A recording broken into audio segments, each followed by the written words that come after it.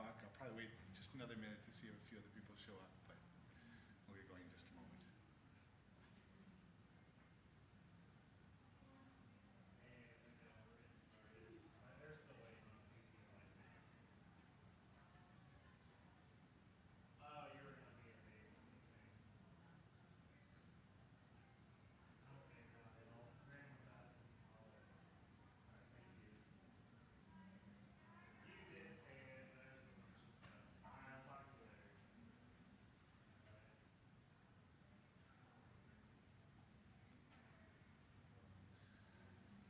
Okay, well maybe I'll get going and we'll see as people show up, they're welcome to join. Thank you all very, very much for being here. This presentation is about the importance of local news. And when I talk about local news, I'm talking about hyper-local news. So we're not talking about somebody in New York covering the environs of New York. We're talking about somebody in Renfrew, Ontario, covering the community of Renfrew, Ontario. We live in a day and age, and we see it all the time, disinformation is everywhere. We live in a day and age when it is very, very difficult to get information that pertains to you, your family, and your backyard. If we are going to create a structure that fights against disinformation, we are going to have to do it from the local newsroom up. Very often we have conversations about NBC, ABC, CBC, all the C's, and these are very important services. And believe me, as I go through this presentation, I may be critical of some of them. It's not that I don't like them, it's that I think that there are different roles in the broadcasting environment for everybody. So as I get started, I'll just give you a quick introduction about myself. My name is Alex Friedman. I'm the Executive Director of the Community Radio Fund of Canada. I want to acknowledge that I live and my family lives in Ottawa, which is unceded Algonquin territory. And today we're in Winnipeg, which is Treaty 1 territory. And I think it's just really important to recognize where we are and where we're situated in this context. I'm not Indigenous. I don't presume to come from Indigenous background. My ancestors are from Israel, the tribes of Israel, and Europe. And so that's a little bit about who I am. My background, I was 15 years as an investigative reporter for the Canadian Broadcasting Corporation, the CBC. So as I say, I'm a big believer in what they do in many, many ways, but it has its challenges. After that, I left journalism and I went to become a chief of staff at Laurentian University in Sudbury, for those of you who are from Canada. And if you're not from Canada, it's a mining university in Northern Ontario, and one that has spent a lot of time focusing on Indigenous issues and creating space for Indigenous students.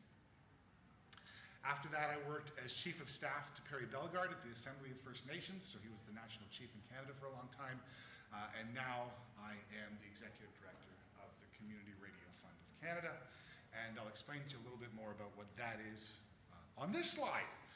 Before I go any further, it's a nice intimate room. I love questions. If any of you have questions as I'm going through the presentation, ask them. I'm more than happy to stop and I'll tell you if I'm going to get to that point or take the question as we go. And otherwise, I do intend to leave a bit of space at the end, so if you wanted to wait till the end, you're welcome to do that. Community radio in Canada. For those of you who are Canadian, you may or may not know about this. If you're American, you probably don't know about this, but it really breaks down into three different categories.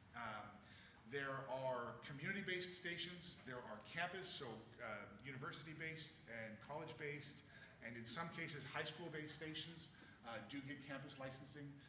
And then Indigenous radio station in Canada is broken into two categories. One is called Type A, also referred to colloquially as bush radio. So these are the small radio stations that are in a particular community that broadcast a couple hours a day, do important community information. They generally don't have licenses under the Canadian regulator. Or if they do have a license under the Canadian regulator, it's not terribly monitored on a regular basis. And then there are Type B stations. These are Indigenous stations that are in or closer to major urban centers, that may be in competition or maybe on a signal that, a band where there are other radio stations. So in order to get that, they will have more strict licensing regulations with the CRTC, and they will have duty to report, and they will have to have engineering reports, and it takes a whole lot more effort for them to get their their licenses, but there's also an awful lot more monitoring of the programming they put out. So the Community Radio Fund of Canada has the capacity to fund and support Type B Indigenous radio stations. There are about 55 of those in Canada. The Type A are the bush radio stations. Nobody really has a clear count on how many there are, anywhere between 500 and 700 of those. So again, a much wider group of stations, and one that tends not to, they're much harder to define and to fund for groups like ours. So we apply the CRTC judgments, and we make sure that we're funding the Type D stations. These are all community first stations. So these stations are led by a community board of directors, and this board of directors comes from the community. They're invested in the community, and I think what you'll see as I go through this presentation is that these hyper-local community-based stations are responsive to the community. They have an authority that comes from the community, and they have a vested interest in the success of the community. And I think that's what makes them different. It makes their news potentially more trustworthy when you see the brand on social media, if you're still able to access news on social media, which is not happening in my country right now. They're not for profit. And so any funding that goes into them, and we'll talk a little bit about the funding structures that are available for community radio, every dollar that's invested in community radio is reinvested in the community. And that's a really important point. When government funding is discussed, and we talk about government funding going to for-profit and or not-for-profit stations, government funding going to for-profit stations can also go to pad the bottom line, can go to the shareholders, can go to pay management bonuses, etc. Whereas in a community station, every dollar invested in the station goes back into the community. All three of these licensing classes have basically the same core requirements.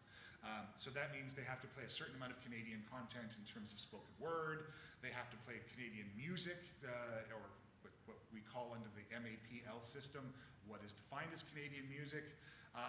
And unlike commercial broadcasters, there is a license requirement that they must do news.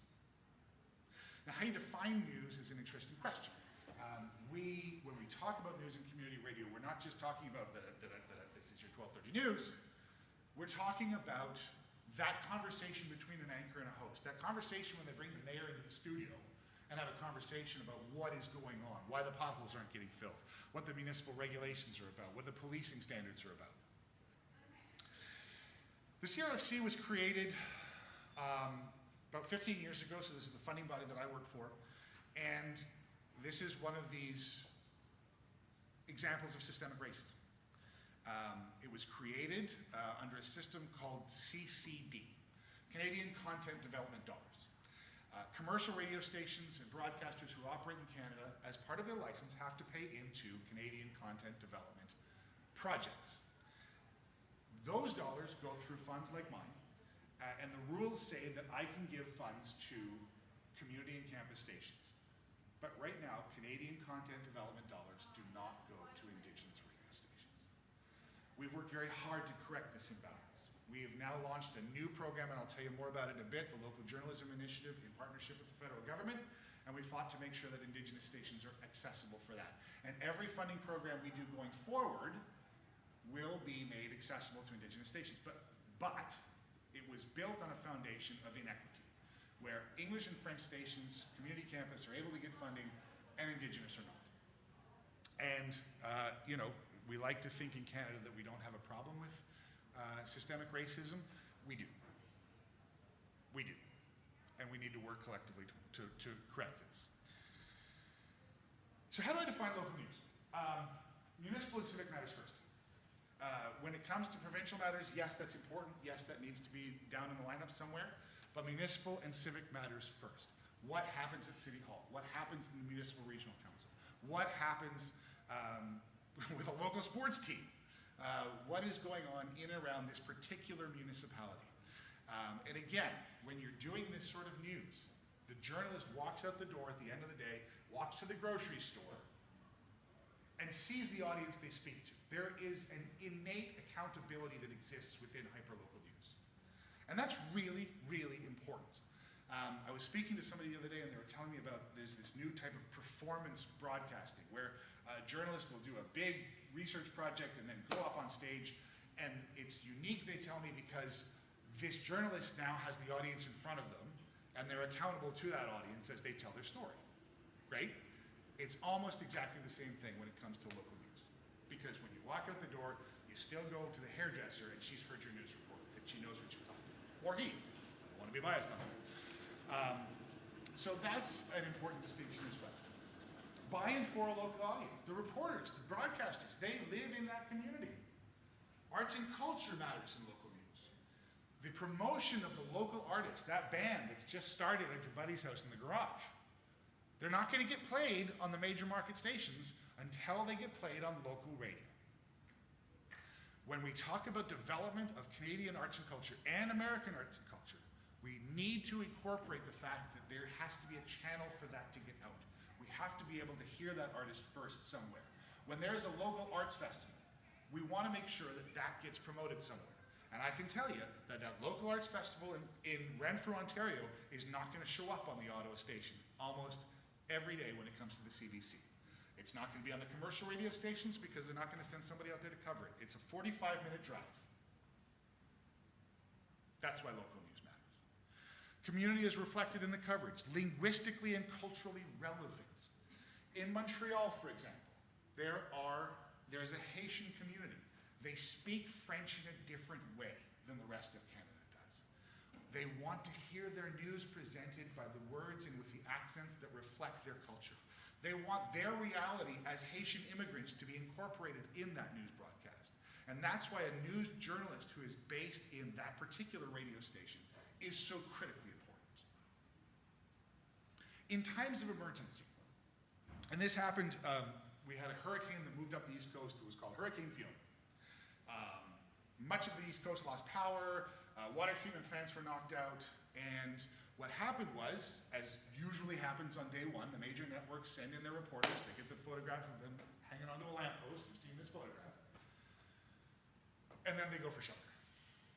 And they usually get out of town, and they go and find a hotel that's not in the dangerous way, and they go somewhere else. And when they're looking for the voices, they're walking up Main Street and they're going, hi, did this bother you? Hi, how's your dog doing? The reality is, it's only the local news reporters in those communities who know where the problems are, because they know where the low spots are in the roads. They know whose house is down along the river, and they know how to communicate with those people. So coverage of that is so critically important. They also stay there the entire time because their broadcast station is in the path of the danger zone. This is also why local news is so important. So I'll tell you about it. In Sydney, Nova Scotia, as Hurricane Fiona was coming up, and they locked the doors, they ordered pizza, they got a lot of bottled water, and they stayed on air for 72 hours. In the midst of the storm, their broadcast tower got knocked off its foundations and started leaning sideways, but they could still get it out, and they stayed on air the entire time. As power was coming back on, they were telling people over the radio where that power was coming back on. Everybody in Sydney, Nova Scotia has been through this before, so they all have a transistor radio in their closet with a couple of batteries, and they can tune in. It's that kind of emergency preparedness, that emergency responsiveness, that community-oriented thinking that is so critically important when it comes to local news. And there's no standard format. You're not going to always hear Top 40, thank God.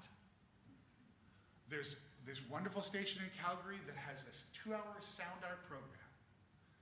And I was part of a session with them, and they went out and they collected a whole bunch of interviews, and they edited out all the words and kept the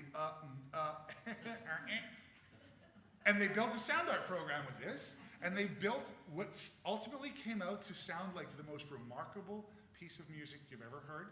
A little bit out of the ordinary, but it's a voice for those artists, for those people who hear audio broadcasting in a different way. That's what local news is. And you never hear that on a major commercial market station, ever anywhere. And that's why it is so important that local news be part of the broadcasting network. So what's going on with local news right now? These are Canadian statistics. This is very similar to what we're seeing in the United States. It's in trouble. We're seeing a lot of outlets closing. In fact, from 2008 to 2023, Canada has lost a grand total of 474 local news outlets. This includes radio stations. This includes local newspapers. We have regained 217 for a net loss of 275 local news outlets. There are now about 1,000 left in Canada, local news outlets, and that number is in steep decline.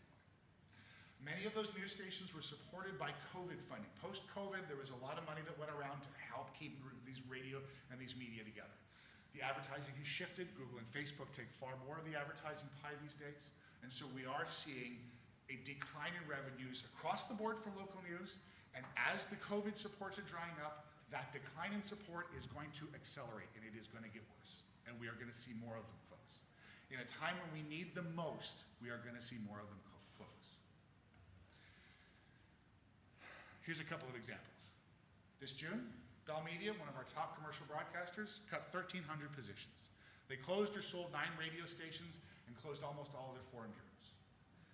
They don't have a reporter in Washington anymore.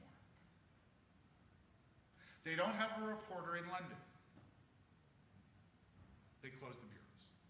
They're going to take wire reports. How is that going to serve a Canadian audience nationally?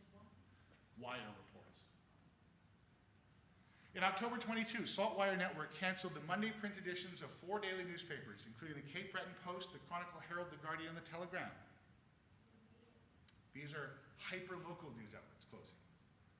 Post Media Network, since June 22, has announced the closing and cancellation of some or all print editions of many its daily community newspapers.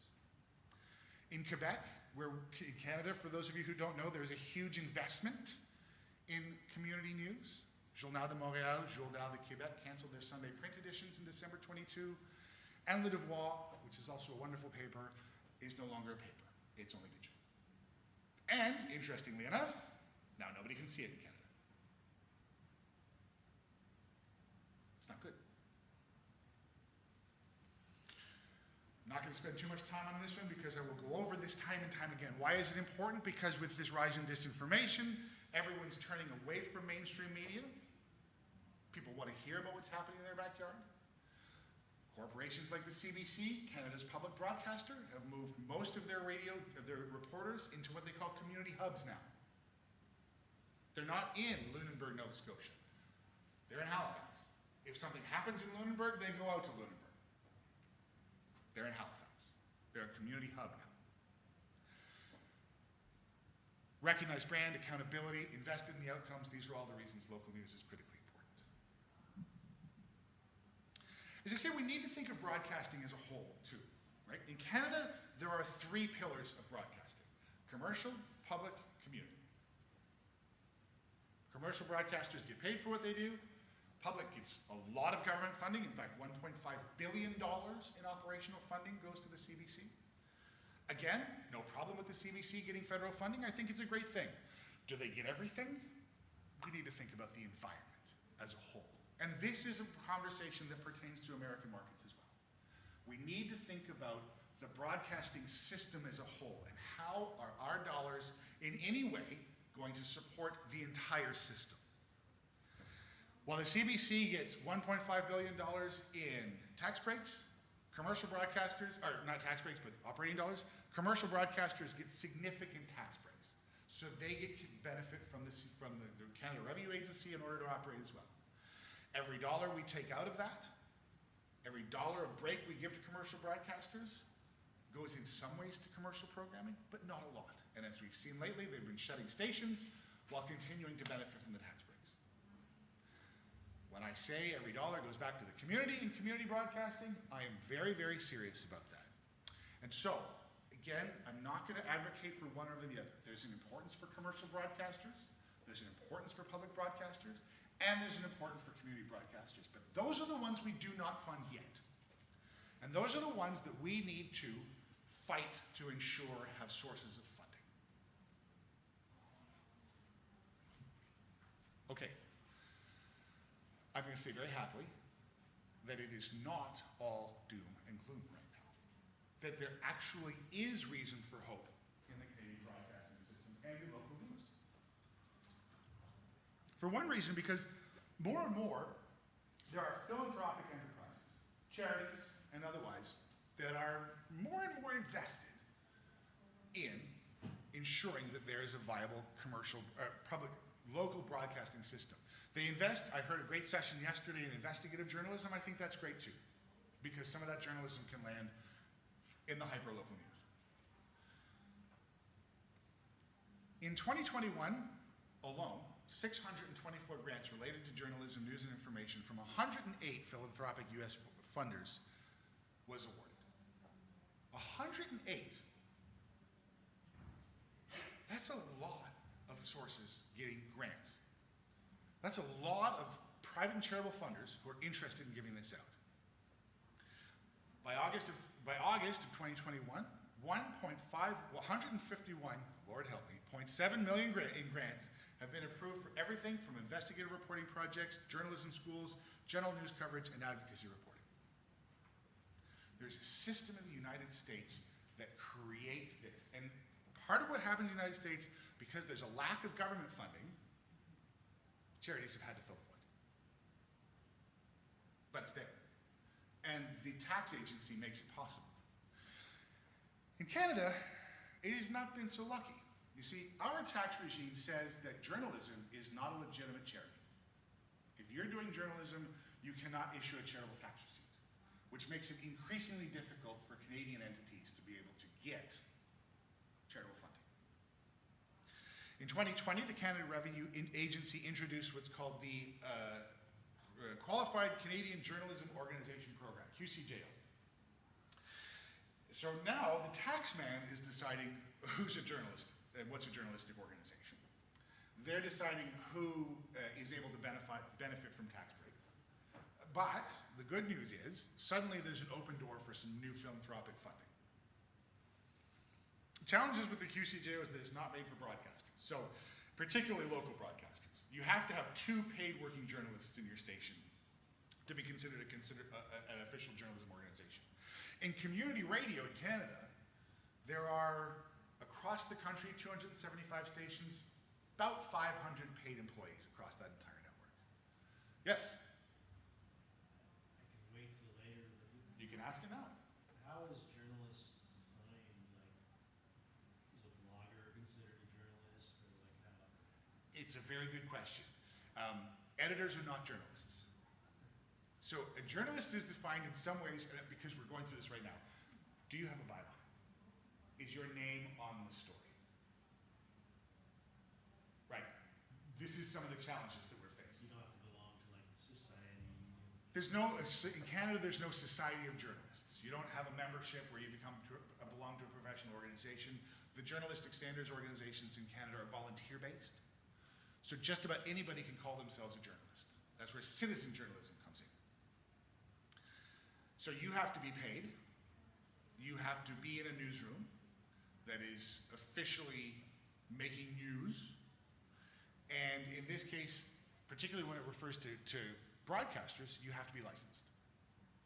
And you have to be paid, and your job description ought to say journalist. And you ought to have a byline on the story somewhere, be it online, be it as your sign off from the radio or the television or something to that effect.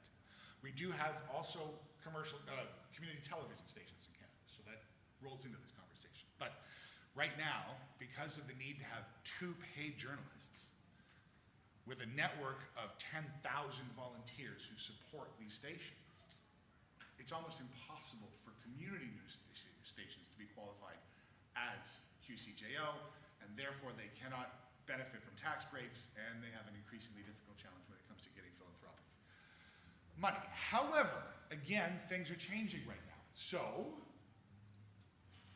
we have, at my fund, a foundation, and we have under our purview the ability to fund our radio stations and give tax receipts on their behalf. So if they're doing charitable work, we can receive the money, give it to them, because they're doing what this foundation is set up to do. And there are new rules that make it so they can become agents of record. And this is a good thing, because they don't have to go through the work of getting a charitable number, and yet they can still work with foundations. Again, this is where there is progress. We are opening the door to increased philanthropic funding, but it's not perfect. We are seeing progress at my fund, and I'm really happy. Kim's here. I'm going to talk about our program in just a second. I'm really happy because we have actually been able to open the door to get outside of commercial broadcasting, get outside of federal government funding, and to be able to receive funding from philanthropic ventures. Indigenous broadcasters in particular are being prioritized. I know somebody from MasterCard is here. I don't think you're in the room, but there's somebody from MasterCard here who's doing a lot of funding in the Indigenous space. You've probably spoken to, there's a woman here at this conference from Inspire who is doing a lot of work in the Indigenous journalism space. And so they're looking to fund projects. So what have we done at our fund recently? Well, we have two projects. One is actually funded by a commercial radio station, and this is called Living Languages. And I'm happy to say that Kim is going to be our producer for this project. We've received a significant amount of money from them to create Indigenous language programming. So this is going to be 5 series, 6 parts each, that is going to examine an Indigenous language in some detail. We're going to feature musicians from this language, and Kim is going to be the one to determine what goes into this programming, and it's going to be broadcast across all 235 commercial community stations who want to be able to broadcast it. It's also going to be broadcast on the Sirius XM Indigiverse. Great branding, by the way. Thank you. I came up with that. I know. I know. Very proud. It used to have a very bad name. It was And the Canadian Indigenous Peoples Radio Station. so now, it is available across Canada, and I believe it's across international too. Yeah. Yeah. So, if you've got Sirius XM, you'll be able to tune into this, and you'll be able to get access to the Indigenous language programming. This isn't just about doing language. This is about building community. This is about building identity. This is about breaking down the barriers. And I'm very proud to say that after about 8 months of negotiations, we've landed on a really good arrangement with Sirius XM where we're going to be able to do this. We're also working on a project, and we're not quite so advanced on this one, but there is a lot of appetite in Canada to fund a project where we are going to be able to give support funding to local Indigenous stations who are already doing language programming. There's a lot of it going on. And in fact, many of these stations are not interested in sharing what is at core of their culture with a broader audience. So we're going to be able to give them the money to do on their airwaves what their language council says they need to have for their community. I was part of the Assembly of First Nations when we wrote the Indigenous Languages Act. It's a great piece of legislation. One thing we recognized as we were drafting that piece of legislation was that the problem is not a lack of will. Communities want to hear and learn their language. The problem is access. Radio can bridge that gap. Radio can be that access point. And that's where this sort of funding project comes in, and that's where it becomes critically important that we have funding for this. I want to acknowledge that we're in late stages with a number of interesting funds around this project. The Downey Wenjack Fund, which was created by Gord Downey, Americans, he would be the lead singer of the Tragically Hip, working with the Cheney Wenjack family.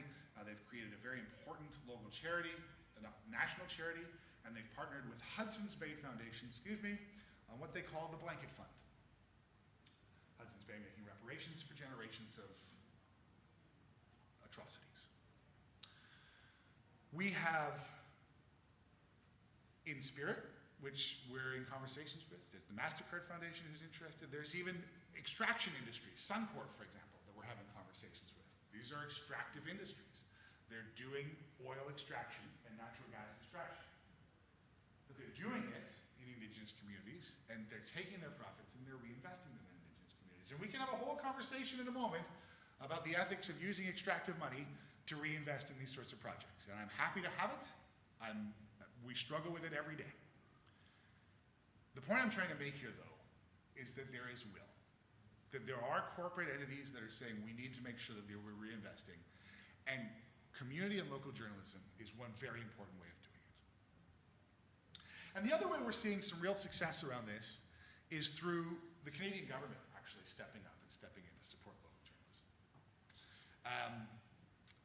I'm going to talk first about 2 pieces of legislation. How many are Americans, by the way, just so I can get a quick show of hands?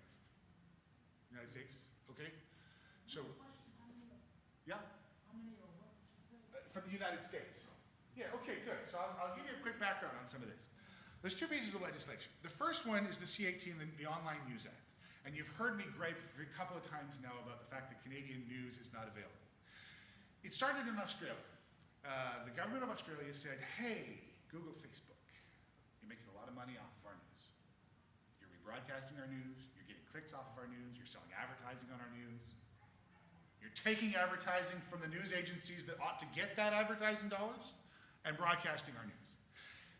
In exchange for that, we're going to say to you, you need to reinvest in Canadian news.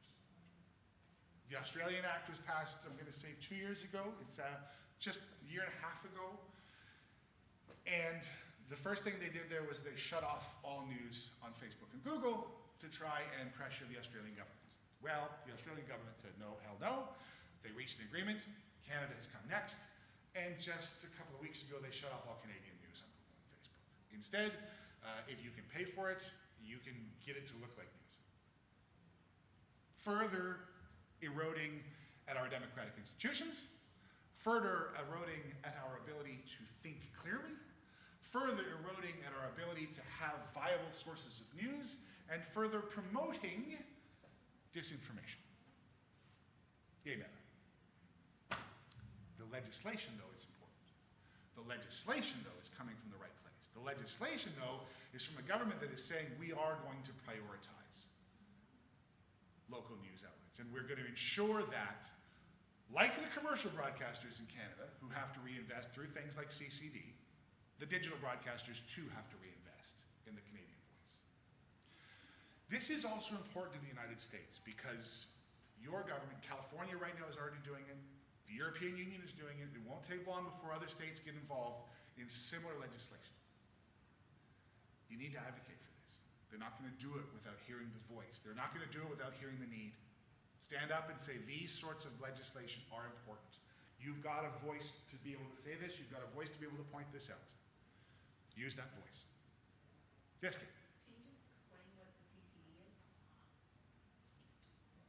CCD is Canadian Content Development Dollars. So this is funding, so when a commercial radio station receives advertising benefits from playing music, both Canadian and American on Canadian airwaves, they are obliged to reinvest 6% of their basic income in Canadian content development projects. When there's a transaction of radio stations, in other words, one radio station is sold to another, for 7 years after that transaction, a portion of that, the total for that transaction goes back into Canadian voices. And then there's a whole envelope of what they call discretionary dollars, where they can basically say, hey, we want to invest in Canadian initiatives. That's where our Living Language Project is coming from. So that's what CCD funds are. And so commercial broadcasters, for having the right to be able to broadcast and make money off of Canadians, have to then reinvest in Canadians. C-11, the Digital Streaming Act, is a very similar piece of legislation. This says, if you are going to benefit off of Canadians, dear digital broadcasters, and this now includes YouTube and Spotify and others, so this isn't just limited to news anymore. C-11 is a different piece of legislation. You too now have to broadcast and pay into the Canadian system. This whole piece of legislation is before our regulator. There's no sense of exactly how much money is going to go into the Canadian system. I've heard estimates that range from 100 million to $1 billion. I think $1 billion's a bit high, honestly. But we'll see. I'm keeping my fingers crossed. Because this is a place, the legislation also says, community broadcasters, Indigenous broadcasters deserve a share of that funding. Francophone broadcasters, minority broadcasters, ethnic broadcasters. If you are fulfilling the requirements of the Broadcasting Act, if you're fulfilling the intentions of the Broadcasting Act in Canada, you deserve to be able to benefit from this funding. Again, it's a fantastic piece of legislation. We're going to see how it turns out, and there's a lot of us, myself included, who are appearing before the CRTC in November to try and make sure that they're doing the right thing with it. Yes?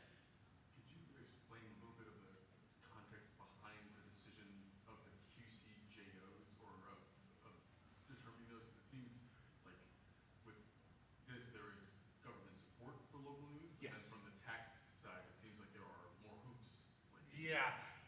So it was, the QCJO was initially designed as a program primarily for periodicals and magazines. They really weren't thinking about broadcasters. Periodicals and magazines, you will have two-paid journalists by and large. Periodicals and newspapers and magazines will have a bit more of a staff complement, will have a byline, for example, that they can point to as opposed to a handle on the radio station. So it's much more accessible, and it was initially designed specifically for print journalism. But what we've said is, hey, as we write these pieces of legislation going forward, we need to be making this for broadcast and print. Again, I will continually talk about the entire broadcasting environment, the entire media environment. And so legislation needs to take into account all of that. And I will give credit to our government. Again, God, that's hard for me to do sometimes. Initially, they had said to be eligible to negotiate under C-18 as a news agency, you have to be a QCJO, which would have meant that none of the 235 community broadcasters in Canada would have been eligible.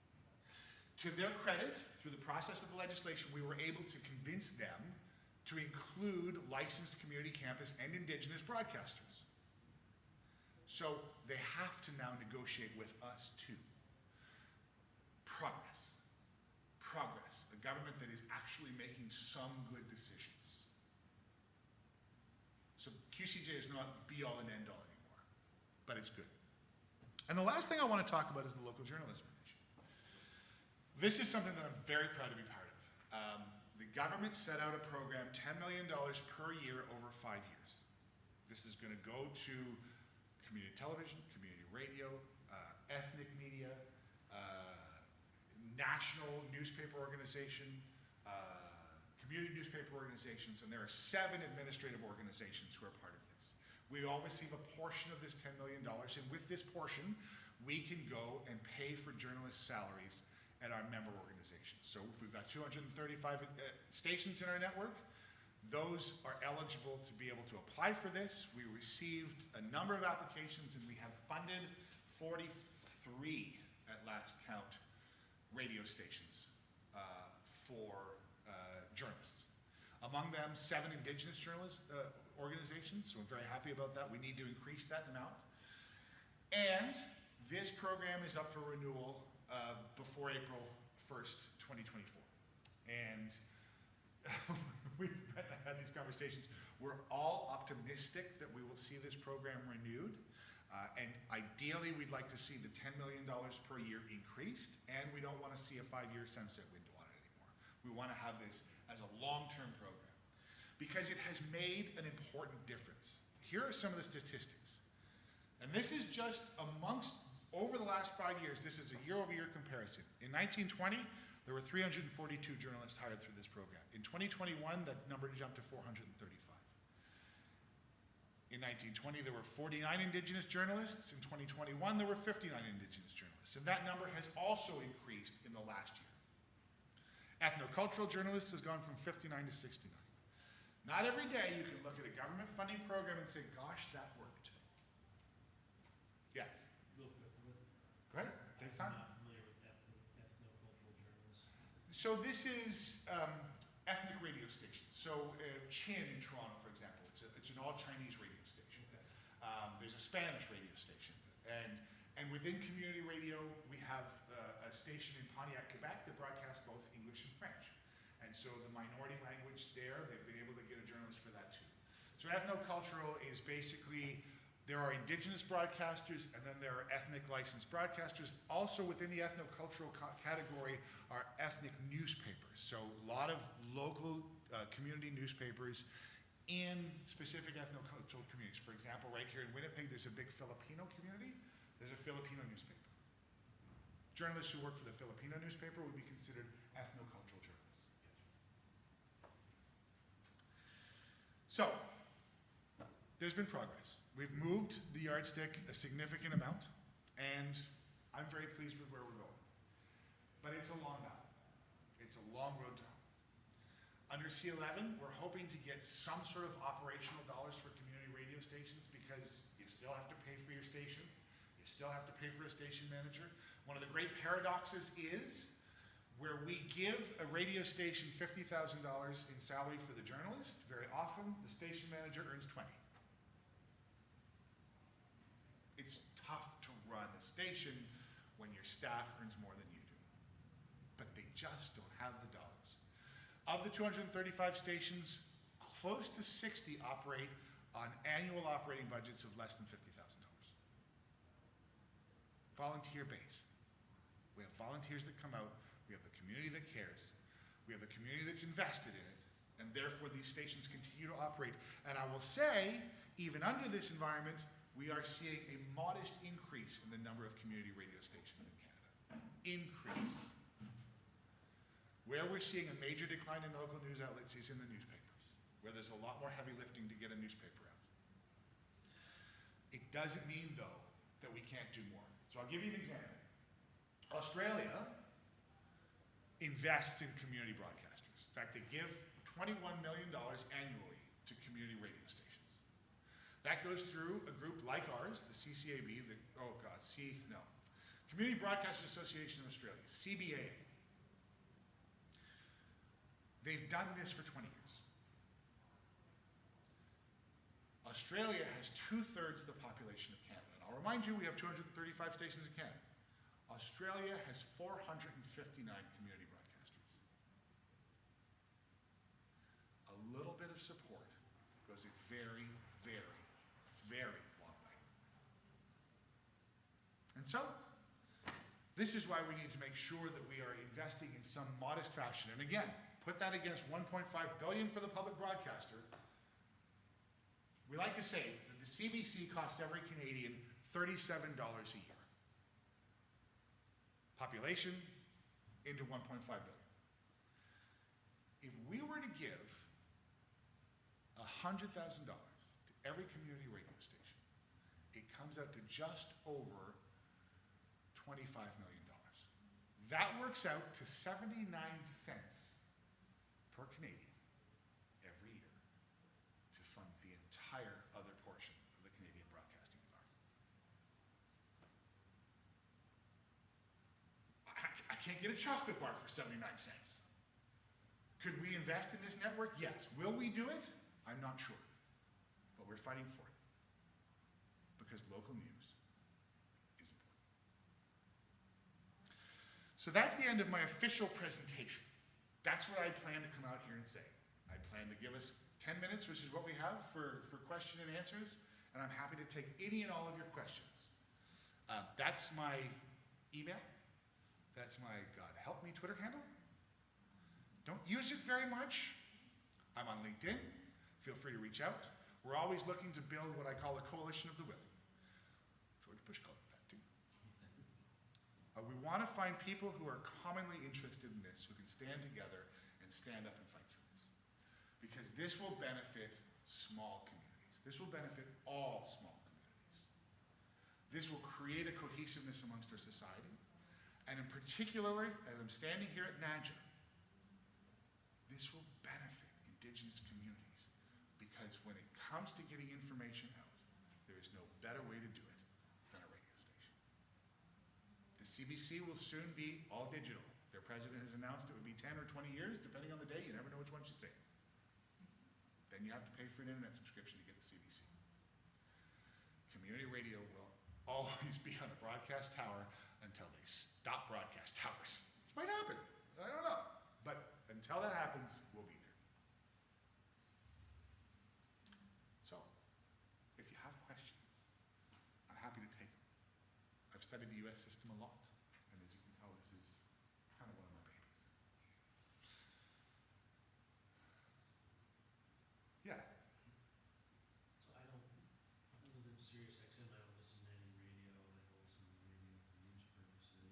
So when you talk about like local radio, news, or, I mean, how do they measure, is advertising how they gauge whether or not they're successful, or is there some way you can gauge your listenership, or? It's a great question. You see, in Canada, it costs about $40,000 to get an audience measurement system in place. Okay. And so, as I mentioned, that could be 90% of a particular radio station's entire budget. I'm not going to do that. There's a handful. I would say in Canada there are approximately 40 or 50 radio stations that have been able to invest in audience measurement tools. And so we can aggregate from the data that they have, and we have seen year over the last 5 years, an increase from about 3.5 to 5 million regular listeners to community radio. Primarily, it's done in the car. There are measurement tools that will tell you that, and surveys that will say that more than 40% of Canadians continue to get their audio information from an AM and FM signal. The next highest is YouTube, and that is at around 19% right now in terms of where Canadians are getting audio content. But it's hard to measure. It is very hard to measure. So part of our project to get core funding is to ensure that they have the funds to be able to invest in that sort of audience measurement project too. So that's a real challenge. But it's hard to know. It really is hard to know. The other way to do it is to do not quantified data, but survey data. So you can ask the community how many of you listen. And in those surveys, we've seen a huge amount. In fact, during the pandemic, we saw a really significant bump, about 16% bump year-over-year listenership during the pandemic, because people were locked in their homes. People were stuck doing absolutely nothing. One of the interesting, a great example of where community broadcasters step up in ways that others can't is the fact that at Pontiac, Quebec, CHIP FM, they have a municipal regional council. This is a very rural area. And so they have a whole bunch of very small municipalities, and that's their civic municipal government. CHIP FM put a microphone in that meeting room during the pandemic. So even if people weren't leaving their home, they could still participate in the democratic process. It's a great example of how that works. You can't measure it in a place like Pontiac, Quebec. But you can ask people if they tune in. And by and large, everybody does. The one thing that's saving stations like CHIP FM and a whole lot of Indigenous broadcasters is radio bingo. A lot of money in bingo. A lot of money in radio bingo. Windspeaker. I was talking to Windspeaker last night, and he's got a network across Alberta. In fact, I think they have the highest listenership of any individual radio broadcaster in the world, because they have the entire province of Alberta through repeaters. And so I don't know what the total number of people in Alberta is, but they have a massive listenership base. He earned just over $6 million last year from radio bingo. It's pretty impressive stuff. Shouldn't have to come through gambling. We should be able to support stations like that and give them the leg up and make sure that they have the core funding. You're furrowing your brow. Did I get the numbers wrong? Well, no, I've never heard of radio bagel. Bingo, bingo. I've never heard of it. B-I-N-G-O. I've heard of bingo. Yeah, right. I've heard of So it. radio bingo. So basically it's you go to the station or you go online and you pick up your card, and on Thursday night, everybody gets around the radio station and the bingo goes off and the caller is on the radio. And that's how it works. It's huge. I guess. It is. It absolutely is. They've had to become creative about how they do this. Like all of a sudden, like, man, I should pitch that at Sirius XM. Right? Absolutely. Bingo, and then you can pay us more. It works best if it's a local thing, because you need to control the winners and losers, and you need to have them all come down to the station and collect their payouts and that sort of thing. But yeah, it unites communities. And there's, in some communities, there are 2 or 3 different groups that run the radio bingo. Like I say, I mean, that's not what the bear waves ought to be used for. I think it's a good way of doing it. I think if you have to do it, solve the problem. But can we alleviate the problem? Can we prioritize these broadcasters so that they have the ability, and I wouldn't say stop doing the radio bingo, but if, in the same way we do for our public broadcaster, and we pay for them to be able to rent the stations that they need, can we not allow our commercial radio stations to not worry about the building or the cost of renting the transmitter or the fact that they ought to pay a station manager a living wage above the poverty line? And then go ahead and make that money, and because you're a not-for-profit, every dollar goes back into the community. It's a broadcasting system. We're not prioritizing the biggies. We shouldn't prioritize the biggies. The biggies are the ones who are falling right now. We need to invest in everybody, including the podcasters. And it's a great point, because it's not just AM and FM. Commercial broadcasters community broadcasters also do podcasting. They also live stream. So we're on all of these platforms. In fact, I started Radio Concordia a couple of years ago. My gray hair will give you a sense. We started at the time on a 2-watt AM and FM transmitter and online. We were the first ones online. Today, we are the #1 charting community campus radio station in Canada. Because their base stays online. They've increased their transmitter wattage, and in fact, I think they now broadcast into Vermont.